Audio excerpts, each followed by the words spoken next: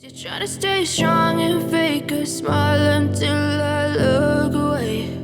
But I've known you too long, it hurts to watch your blue eyes fade to gray as you fade away,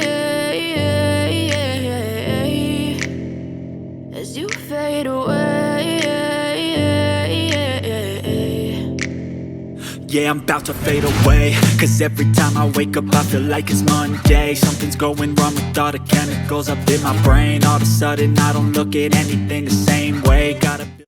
During our visit to the school, several students came up to me and stated that the boy has often complained of problems here at school and at home, but none of them could go so far as to say that they would ever believe that it could lead to what happened here this morning. What can be done? How do you find out about things like that? How do you help stop it? How do you keep things from that happening, you know? How can you prevent it? And the sad story ends the same way it began. More questions than answers. Hello, my name is Holly, and this is the Murder She Shed, the place where we discuss the dead right here in my she shed with my little sleepy head. Today's a very sensitive subject. It involves suicide, and if this is something that could be a trigger for you, or you suffer from depression, please go check out a different video on my channel, Murder She Shed. If you have suicidal thoughts or tendencies, please go seek out help. Okay, this was a case suggested by a viewer. This case involves the suicide of Jeremy Wade Delle and what led up to his suicide.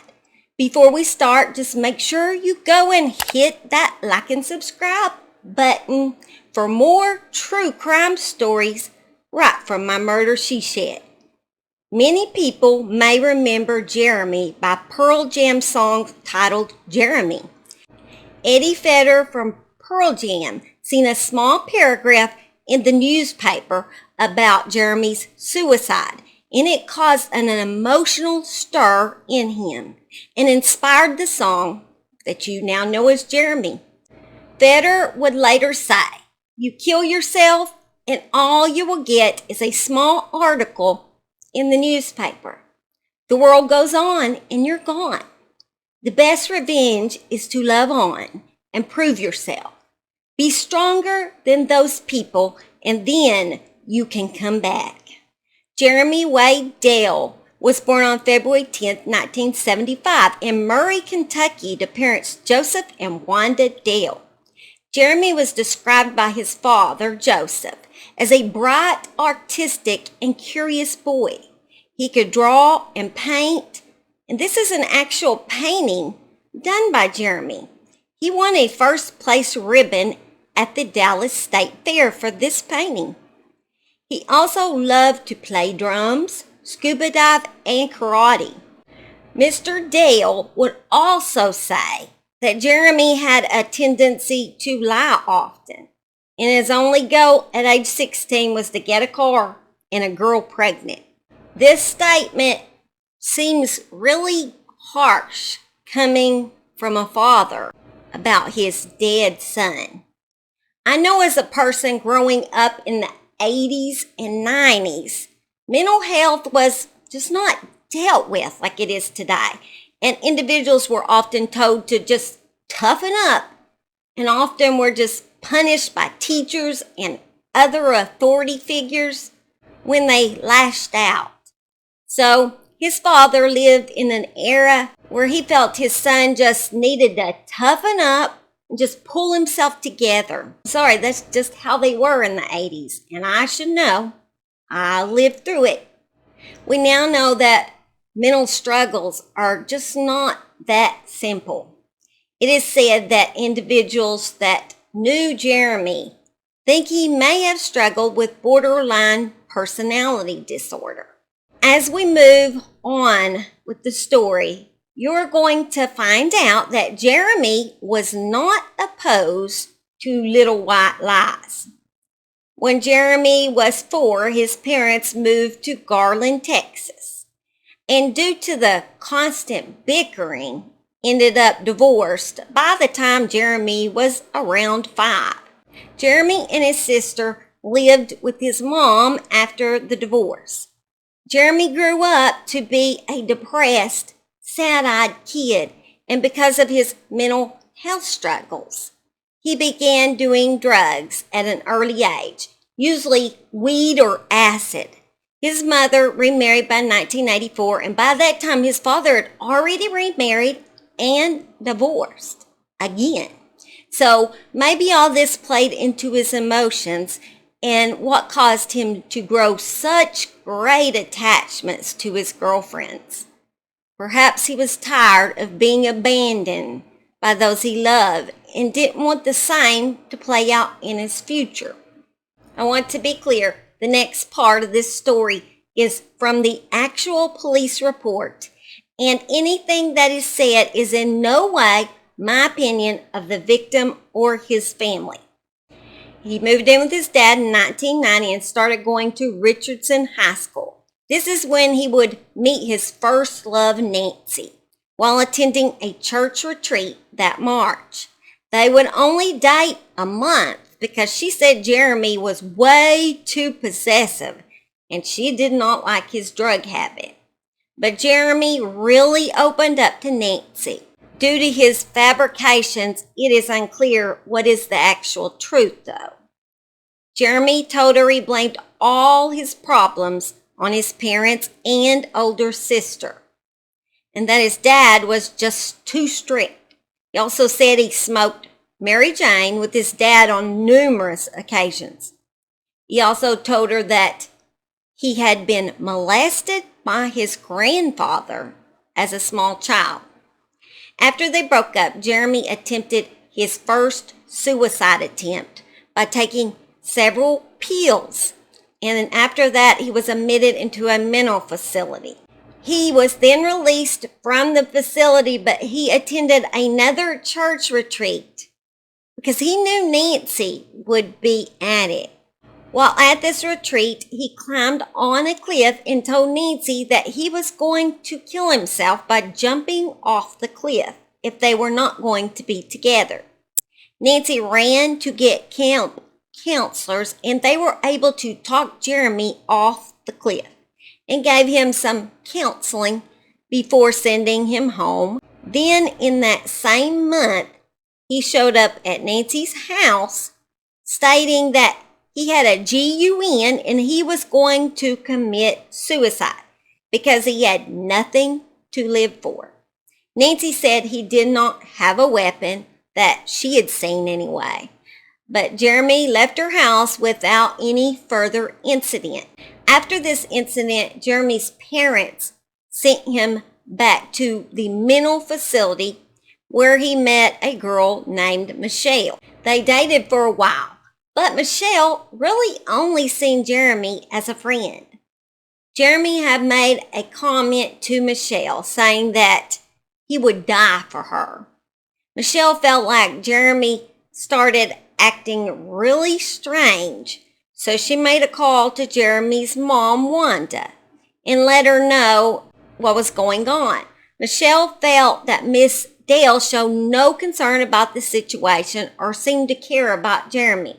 Just her opinion. Not too long after that, Jeremy and Michelle broke up, and she started dating a new boy and thought that she was pregnant. When Jeremy had called Michelle on the phone, she told him that she thought she was pregnant. He told her he would help her raise the child. She stated it was not his baby, and she knew this because they had never had sex. Jeremy told her he had been doing a lot of acid to deal with his depression and told her that he got a GUN for Christmas. Jeremy really seemed to be struggling at school. He was having a hard time adapting and dealing with his classmates. Seems like he was getting bullied every day. Somebody heard him making a comment about his algebra teacher, which got his locker searched 3 times before Christmas break. He actually threatened to kill her.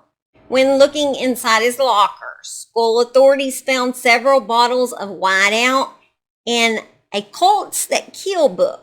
Back in that time, whiteout was used for snuffing or drinking. Its effects resembled the alcohol ones, but without being drunk. Since then, they have changed the chemicals in the whiteout. In December of 1990, Jeremy stole $47 from a cash box at school and was brought to the police station for this. Mr. Delle picked him up and let them know that Jeremy was getting therapy, and he was also sent to in-school suspension.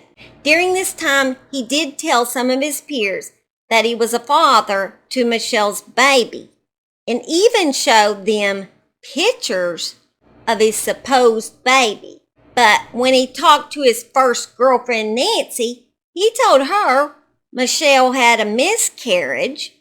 Michelle ended up not ever even being pregnant. She just had thought she was pregnant. Sometime during this time, he asked a friend named Ryan if he could buy a GUN off of him for $200 so he could shoot himself. And when Ryan told him no, Jeremy said, "Then can I give you $1,000 and you shoot me?" And Ryan told him to quit being stupid. Then on January 7th of 1991, he went over to Nancy's house and he told her that him and his father were moving to Tokyo and that he had bought her a ring for $800 at Lord & Taylor, and he would be mailing her the ring the next day, and to always remember him when she wore that ring. Nancy said he seemed to be in good spirits, not even talking about suicide. Then Jeremy went to his counseling appointment that day, and after he gets done, walks to his father's girlfriend's house. He often does that after he leaves counseling, and then his father usually will pick him up from there. While at his father's girlfriend's house, he snuck into her bedroom where she kept a loaded GUN for her protection. He stole that and an expensive ring that he was going to mail to Nancy. He concealed these under a big baggy white coat that he wore, so his father didn't even notice when he picked him up. 15-year-old Jeremy made some other calls that night, including a call to his mother, Wanda Crane, but there are not details about what they discussed. It's only known they had agreed on Wanda picking him up from school the next day. So on January 8, 1991, on that fateful day, Mr. Delle calls Jeremy after he had already went to work, just to make sure Jeremy was up and headed to school. He didn't want Jeremy to skip school again, since he already had so many unexcused absences. At 8:20 a.m., a happy-looking Jeremy pages his dad to let him know he's arrived in school. He then goes to the cafeteria where he met some friends and asked them to mail the ring and letter to Nancy, since he wouldn't be around anymore after school. People who saw him that morning thought Jeremy hadn't looked that happy and full of joy in a long time. He even hugged a couple of girls and even a teacher. While attending English class that morning, he asked his teacher, Miss Barnett, for a hall pass so he could go to the principal's office to obtain an admission slip. A month earlier, another student had given Miss Barnett a note that he had actually found. It had not been addressed to anyone in particular, but it was an odd note that she believed was in Jeremy's handwriting, and she had turned it into the principal.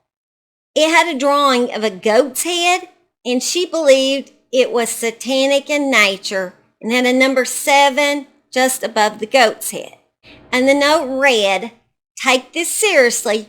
You have really messed up. Your life lies in a drop of blood." Miss Barnett knew that Jeremy was a troubled kid, but could have never predicted what would happen next. As she was looking down, working on some paperwork, she heard someone enter her classroom door. When she looked over, she seen Jeremy just standing there. And then he reached down towards his waist and pulled up a GUN and said to her, "Miss, this is the reason I left the room." And in a split second, in front of the class of 30 students, put the gun in his mouth and pulled the trigger. Miss Barnett had to lead his classmates around his body as they exited the room. A school nurse started performing CPR, but he had already passed away. It was a sad day for Richardson High School. When officers inspected Jeremy's locker after his death, they found a book that was titled Expectant Father, and also another book that was titled All About Childbirth. Pin-up posters of women, and hanging in the middle of his locker was a deer leg, partly wrapped in black tape. Officers read the letter that he was mailing to Nancy, and it said, "Sorry, Nancy, by the time you get this letter, I will have blown my head off, aka suicide, better known as the last way out. Newsflash, it's not your fault. It's Michelle's, along with 137 other problems. I was just writing to see if you wanted to go to the funeral. Call my house and ask for my dad. At least you didn't have to hear the boom. Love, Jeremy Wade Dale." Such a sad story of a young man with mental struggles. I'm going to put up the National Suicide Prevention number for those that might need it. Please seek help for your depression before it gets to this point. I'm going to tell you guys bye. Love y'all, and leave you with a little video of Jeremy's mom in the last interview that she did. Come tell everybody bye, Simon. Come tell everybody bye, Simon. Well, you can look up here, Bubba. They can't see you. You're too short. You're too short. I'd say bye-bye. Look at that. Look at those beautiful brown eyes. Say bye-bye. Get those ears up. See, be your big old tall ears. He always puts his ears down when he gets loving. We want to say bye from the Murder She Said.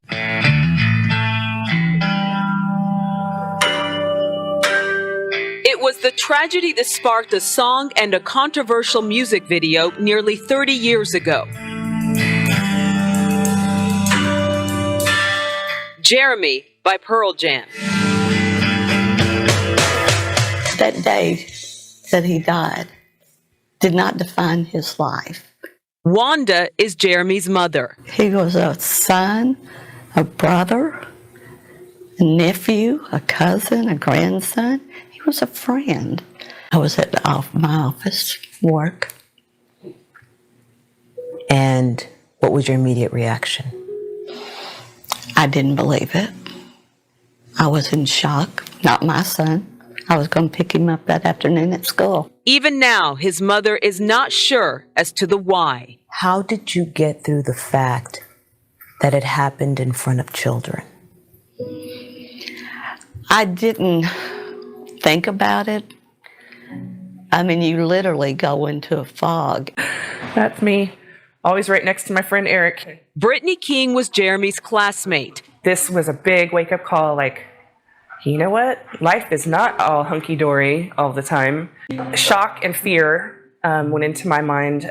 All the students, we ran to the back of the room and kind of huddled together. Then, Brittany made a split-second decision that will forever haunt her. Should I look? I remember thinking that, should I look? And I did. I looked. I don't know why. I don't know why I looked, but I did. And I'll never forget.